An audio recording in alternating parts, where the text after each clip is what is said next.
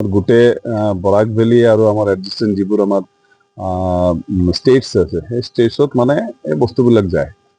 কথা হৈছে যে মানে আমাৰ এই Silchar food grain merchant association তেওঁলোকে এই ইয়াৰ্ডৰ লগত তেওঁলোকৰ সম্পৰ্ক বহুত গভীৰ, কাৰণ তেওঁলোকে ইয়াত যি ইয়াৰ্ডৰ পৰা যে মাল যিটো আহে সেইটো ডিষ্ট্ৰিবিউট কৰাৰ কাৰণে তেওঁলোক কাম কৰি আছে।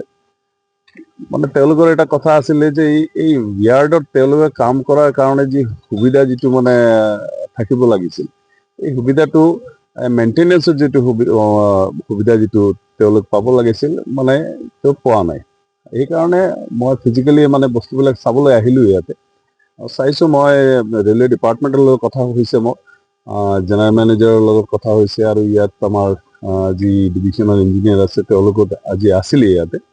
আৰু তেওঁলোকৰ ফালৰ পৰা যিটো কোৱা হৈছে যে অলৰেডি ৰিন'ভেশ্যনৰ কাৰণে কাম ফাণ্ড চেংচন হৈছে, আৰু চেংচন হোৱাৰ পিছত মানে সোনকালে সেই কামটো আৰম্ভ হ'ব।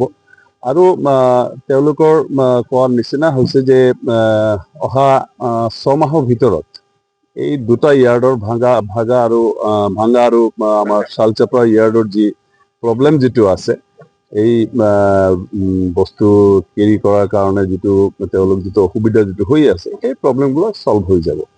সেইকাৰণে মই আজি আহিছিলোঁ ফিজিকেলি 6 মান্থৰ ভিতৰত এই দুটা ইয়াৰ্ডৰ কেৰিঙৰ যিটো সমস্যা যিটো আছে, সেইকাৰণে যিটো মানে আমাৰ ৰাস্তাৰ যিটো সমস্যা আছে আৰু বাকী বেছিক ইনফ্ৰাষ্ট্ৰাকচাৰ ইয়াতে যি থাকিব লাগে সেইটোৰ যি সমস্যা যিটো আছে